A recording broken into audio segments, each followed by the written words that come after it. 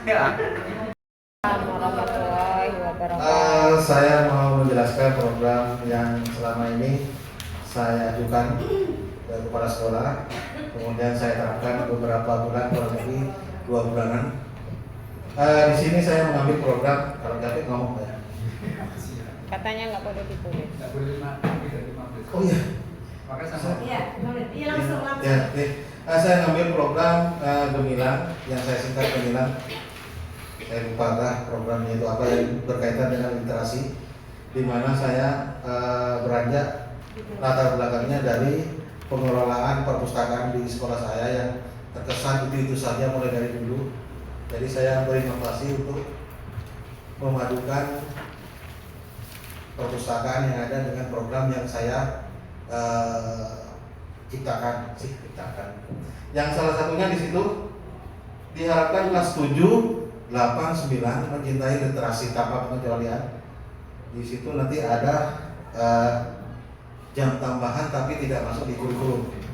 Ibaratnya di situ mengambil jam-jam kosong seperti guru yang kebetulan tidak masuk, saya ambil alih untuk dilarikan ke perpustakaan, membaca buku bacaan yang disukai minimal 1. Jadi nanti hasilnya di situ dicatat kesimpulan dari membacanya. Kemudian catatan di situ nanti dikumpulkan per bulan. Jadi targetnya di situ setiap siswa kelas 7, kelas 8 harus ada tugas simpulan dari membaca 1 buku. 1 bulan 1 siswa. Kemudian di situ dari guru yang tidak masuk, kosongnya di situ nanti ada laporan bahwa jam yang digunakan setelah mengerjakan tugas langsung kita ambil alih ke perpustakaan. Di situ ada bagian guru yang piket, ada guru piket. Jadi kalau misalnya ada guru kosong, piketnya langsung mengarahkan ke perpustakaan. Nanti di perpustakaan di situ waktunya apa? Waktunya menyesuaikan dengan jam pelajaran yang kebetulan kosong. Kalau misalnya tidak ada pelajaran kosong misalnya di sana, di satu kelas itu, maka diambil jam istirahat. Istirahat wajib. Siswa yang tidak mendapatkan tugas 1 itu tidak mengumpulkan tugas wajib ke perpustakaan untuk membaca 1-2 buku dan nanti menyimpulkan. Demikian yang bisa saya sampaikan. Terima kasih sebelumnya. Assalamualaikum warahmatullahi wabarakatuh. Waalaikumsalam warahmatullahi wabarakatuh.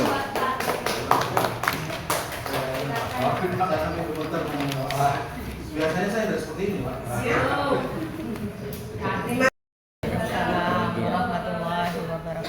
Di sini saya juga akan mempresentasikan yang mana saya juga sebagai guru bahasa Indonesia sama dengan Bu Kuratul dan Pak Dodi tidak lepas dari kegiatan yang ada hubungannya dengan MAPEL, yaitu tentang literasi. Kalau yang Pak Dodi tentang literasi membaca, yang Bu Kuratul bercerita, yang saya menulis, yaitu diberi judul Cerita Segala Rasa. Program dari literasi di sini saya ambil yaitu Cerita Segala Rasa, yang mana siswa di SMP Negeri 1 Gayam di sini saya memiliki program yang awalnya itu program MAPEL, tetapi ketika berjalannya waktu dianggap bagus oleh kepala sekolah, maka awal dari kegiatan ini diambil atau dibuat sebuah proyek T5 karena ada hubungannya dengan tema mengolah jiwa raga. Di sini yang mana kegiatan literasi menulis seperti yang ada di sketch di sini, awalnya kami berembuk dengan kepala sekolah. Di sini kepala sekolah ini yang kecil-kecil ini rekan guru. Tidak terlihat karena dilihat dari jauh. Jadi kelihatan kepalanya saja. Nah, dari sini siswa itu awalnya kami ajak untuk keluar kelas untuk memancing daya imajinasi siswa. Di sini karena daerah saya yaitu kepulauan, awalnya kami bawa ke pantai. Jadi pembelajaran kontekstual. Dari sana siswa itu mengidentifikasi apa yang dilihat, apa yang dirasakan. Maka dari kegiatan ini saya tidak menuntut banyak dari siswa. Puisi itu atau cerita apa saja dalam bentuk tulisan, targetnya tidak selesai bim salah bim, tetapi memang butuh waktu. Target saya siswa mampu menuliskan satu kalimat saja itu sudah prestasi. Apalagi siswa mampu menuliskan 2 paragraf atau 1 bait puisi, itu sudah bagus. Maka di akhir kegiatan program ini nanti wujudnya berbentuk buku.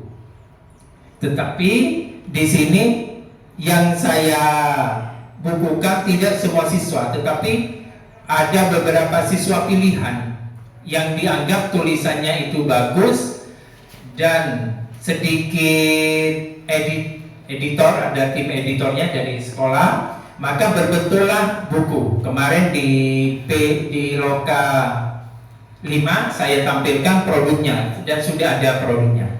Terima kasih, itu yang dapat saya sampaikan. Terima kasih. Wassalamualaikum warahmatullahi wabarakatuh.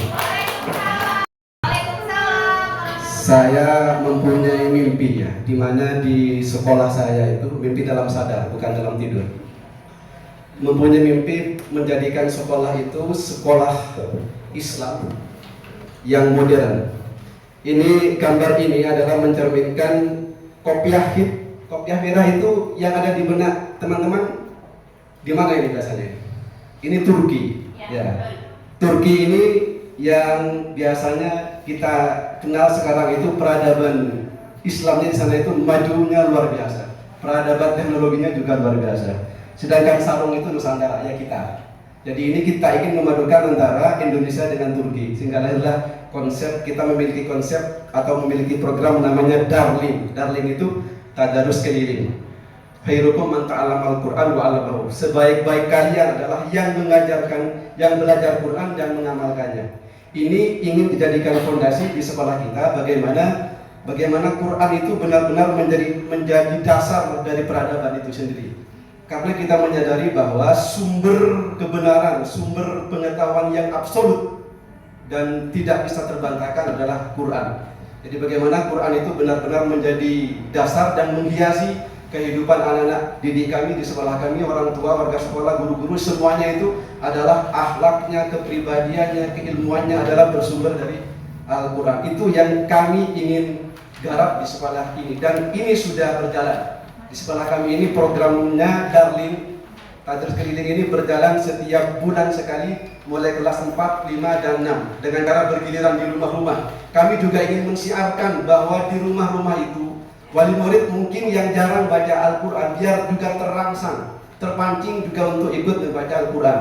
Karena di situ juga ada pendidikan, ada pembelajaran. Setelah kita belajar membaca Al-Quran itu juga ada kultum yang disampaikan oleh murid dan guru, dan itu nanti disaksikan oleh wali murid. Sehingga program ini, harapan kami ini menjadi dasar di masing-masing rumah wali murid yang menyekolahkan putra-putrinya di sekolah kita itu, menjadikan rumah mereka adalah rumah-rumah Quran.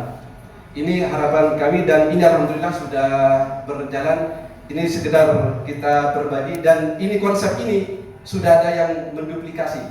Banyak di sekolah-sekolah di sebelah ini yang mengadopsi ini, dan ini baik. Saya maju di sini juga dalam rangka tidak hanya presentasi, saya juga berharap program ini juga bisa diadopsi di sekolah teman-teman. Saya kira itu, terima kasih.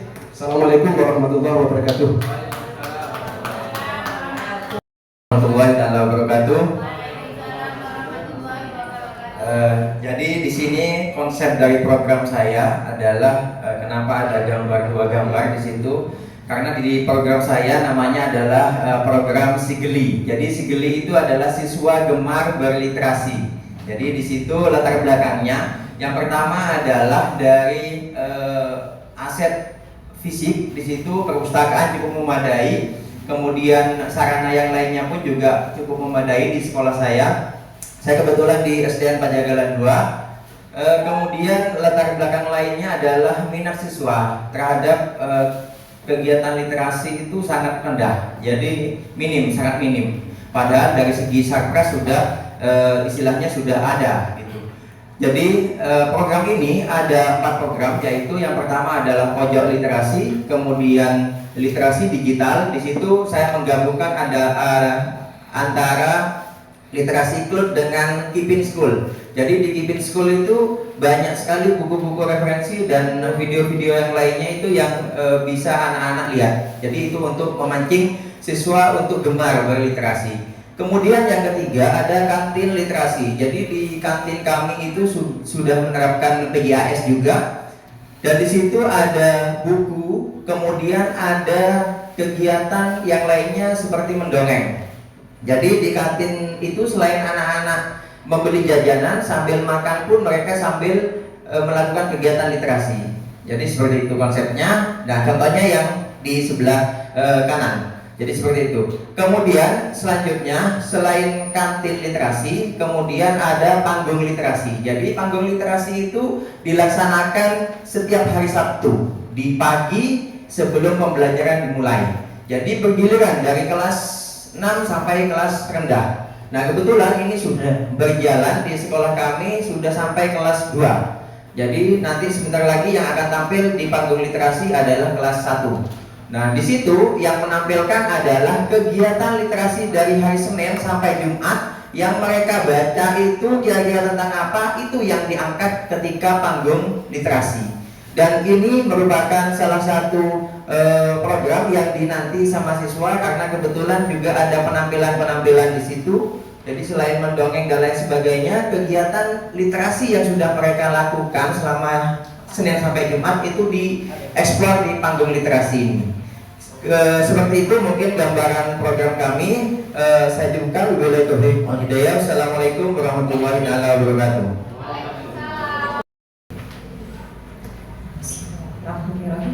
Assalamualaikum warahmatullahi wabarakatuh.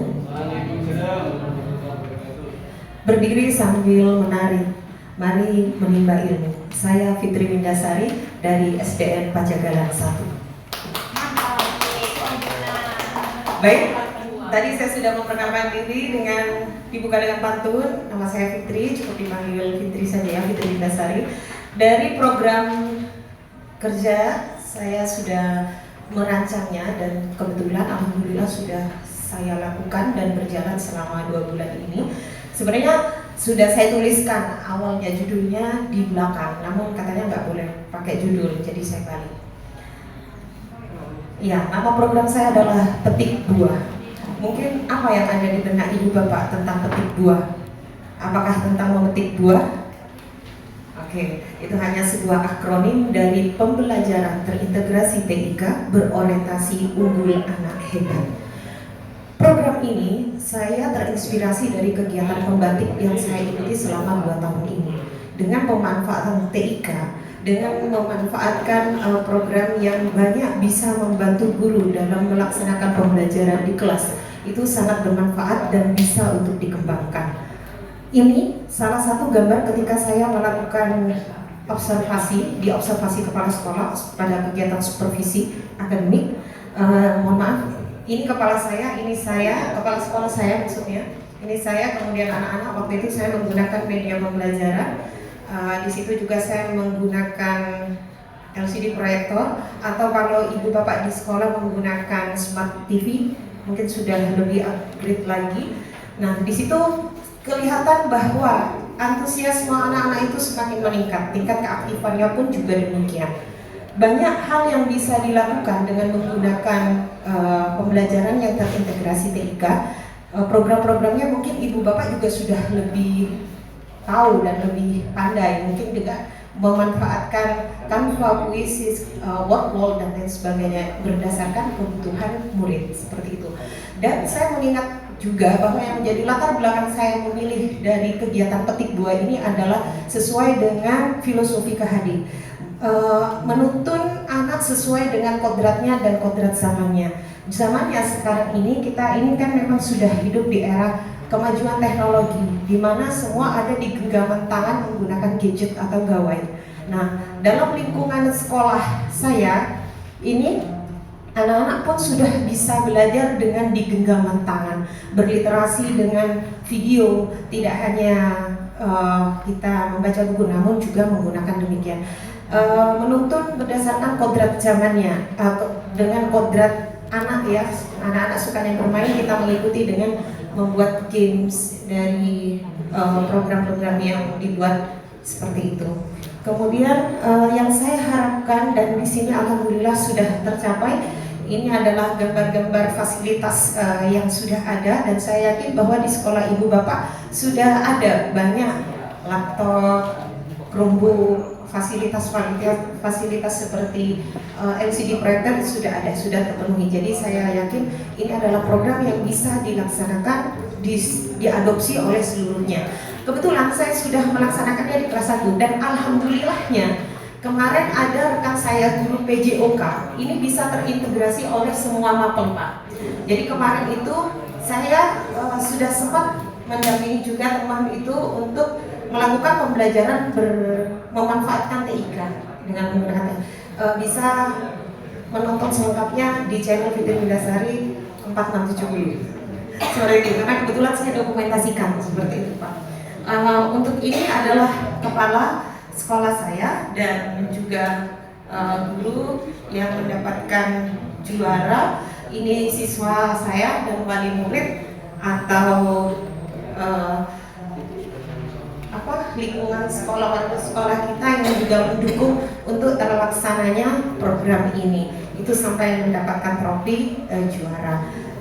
Mungkin itu saja yang bisa saya paparkan untuk program kerja saya di Petik Buah, pembelajaran terintegrasi TIK berorientasi unggul anak hebat. Terima kasih. Wassalamualaikum warahmatullahi wabarakatuh.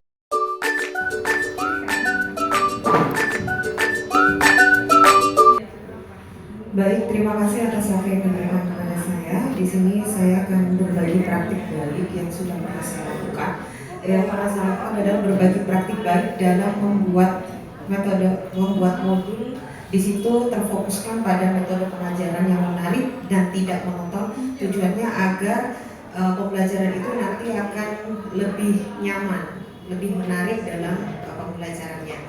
Untuk tantangannya tentu saya ada, yaitu bagaimana saya bisa melatih kemampuan saya berkomunikasi dengan baik untuk memperkaya pengetahuan agar dapat membuat metode pengajaran yang lebih menarik.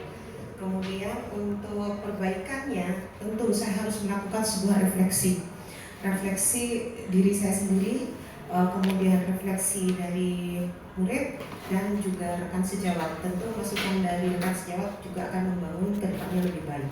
Selain itu untuk perbaikan saya harus mengikuti berbagai pelatihan baik secara daring dan luring untuk memperkaya referensi saya. Terima kasih. Terima kasih, beri aplaus untuk Dua langkah terarah membangun cita-cita, jadi tumpuan harapan anak bangsa yang jaya. Guru penggerak luar biasa, mencerdaskan generasi dengan hati penuh cinta, menginspirasi selamanya. Guru kelas penuh cerita, banyak pelajaran baru dengan hati penuh cinta, menginspirasi. Ayo silakan selanjutnya yang sudah selesai. Selamanya. Ayo silakan. Selamanya, selamanya, selamanya. Sudah saya lakukan yaitu mengaplikasikan ilmu yang sudah saya dapat, terutama di poin nilai dan peran guru penggerak. Yang kedua terkait dengan tantangannya adalah yaitu menyesuaikan diri dengan kurikulum dan metode pembelajaran yang baru. Sebelumnya di sekolah kami itu menggunakan K13, sekarang kita harus menyesuaikan diri dengan kurikulum Merdeka. Itu tantangannya. Terus juga yang terakhir, yang perbaikan yang bisa dilakukan ke depannya adalah terbuka dengan kritik dan saran. Saya kira itu. Terima kasih. Ya, terima kasih Bapak Romli. Yang pertama praktik baik. Yang jelas setelah 6 bulan pasti ada hal positif. Saya menyimpulkan saja hal positifnya. Yang pertama yaitu saya bisa mendapatkan wawasan ilmu tambahan berkaitan dengan penggerak merdeka, belajar merdeka. Kemudian di sini akan merdeka belajar ya. Biar di kulit Pak, sabar Pak. Belajar merdeka merdeka belajar. Terpengaruh lah, saya diobol. Pak, biar setuju betul boleh Pak. Langsung efeknya Pak. Belajar merdeka belajar. Saya tempat nama Pak. Yang kedua mengikuti pelatihan-pelatihan yang berhubungan dengan apa yang saya dapat di guru penggerak ini. Jadi misalnya nanti ada tambahan pelatihan saya ikut. Mau kita lulus apa tantangan? Pernah? Tantangannya yaitu menjalin komunikasi. Karena di sekolah saya itu banyak orang-orang pinter, kumpulannya orang-orang pinter. Jadi mengkomunikasikan saya kepada teman sejawat itu yang sulit. Rata-rata egonya agak tinggi. Jadi akan pas udon. Jadi hambatan ini hanya saya yang memiliki ini, menjalin komunikasi yang kurang baik. Kemudian pelaksanaannya di kelas ya, di kelas ini terbiasa CBSA dari monoton dari dulu. Dengan ikut sekolah bergerak hampir 6 bulan di sini masih saja terbawa CBSA-nya walaupun terpengaruh sedikit. Yang terakhir perbaikan yang bisa dilakukan ke depannya yaitu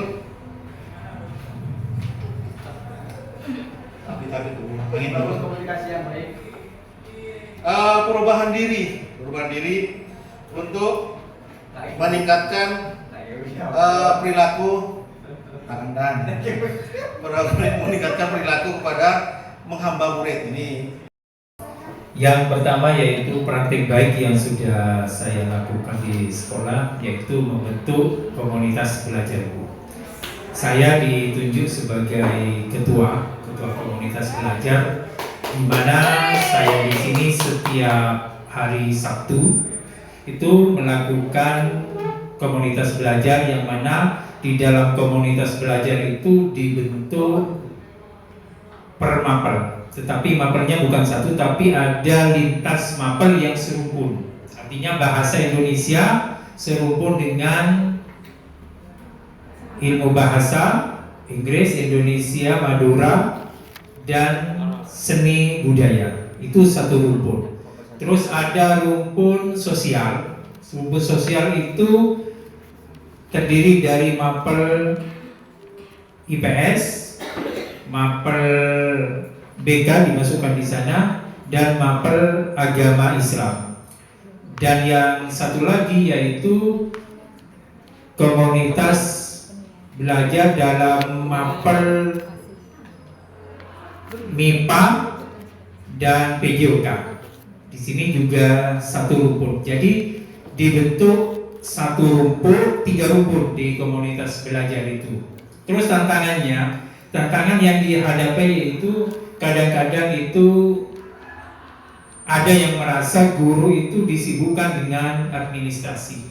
Karena saya sendiri selaku pengajar di SMP 1 Gayam itu, kalau di daerah kepulauan itu kan kadang-kadang diberikan mandat yang lebih, bukan hanya mengajar, tetapi sebagai operator dapodik, sebagai pembuat laporan hubungan seperti itu, karena yang sering keluar kota, jadi kadang-kadang dibebankan seperti itu, dan tidak menutup kemungkinan di daerah kepulauan itu, Pak, ini perlu diketahui, biasanya tidak disuruh berangkat ke darat, langsung di standby di pulau. Tetapi saya kan asli di pulau, jadi saya masih mengajar di pulau dengan beberapa kesibukan administrasi itu.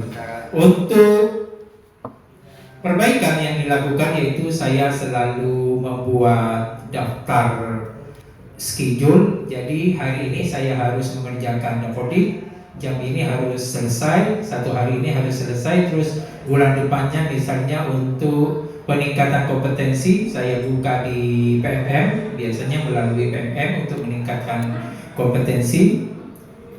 Terus sudah ya, tadi sudah 3 ya. Terima kasih, itu praktek baik yang sudah saya lakukan di sekolah. Terima kasih. Wassalamualaikum warahmatullahi wabarakatuh. Waalaikumsalam warahmatullahi wabarakatuh. Warahmatullahi wabarakatuh. Jadi di sini saya akan menyampaikan tentang praktek baik. Jadi praktek baik yang sudah saya lakukan, yang pertama adalah peningkatan kompetensi profesional dengan menerapkan pembelajaran berdiferensiasi dan PSE.